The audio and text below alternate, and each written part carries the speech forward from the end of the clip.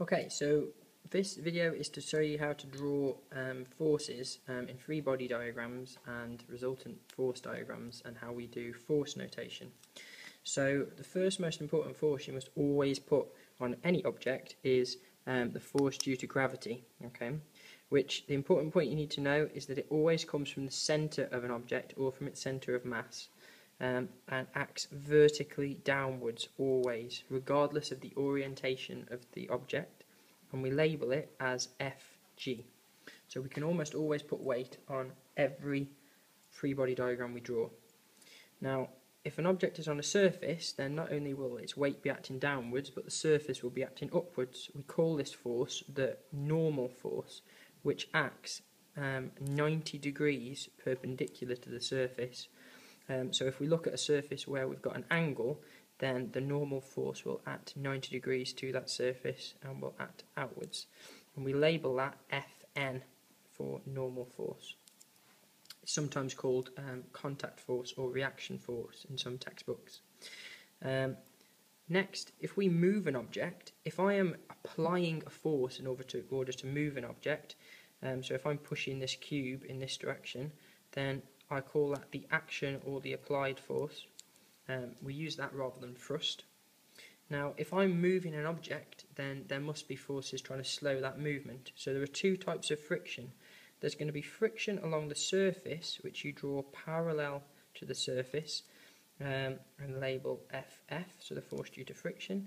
And there's also air resistance, which again we just draw from the centre of the object, and again we just label that Ff.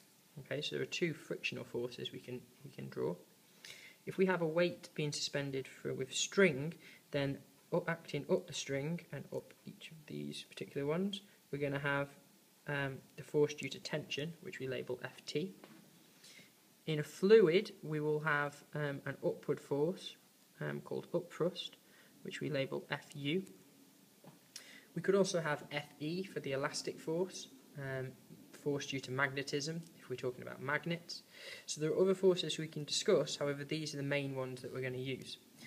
Now if I relate that to an example, a free body diagram is when we draw all the forces. So for this man abseiling down a cliff, he's going to have a tension force up the rope holding him in place, so we can label that Ft.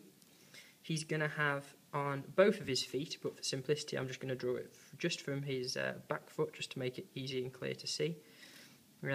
He's going to have a normal force that acts perpendicular from the surface, so the normal force, Fn, and then his weight, gravity, acting from his centre, acting vertically downwards, which we label Fg.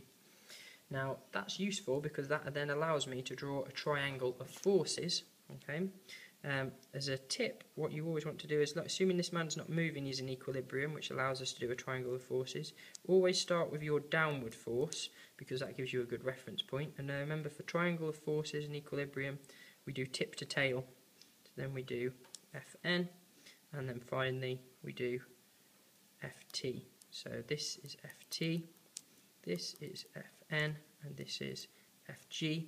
If we know the angles, then we can include those here, and this angle will be 90 degrees. Then we can use trigonometry to resolve the magnitude of each of those forces.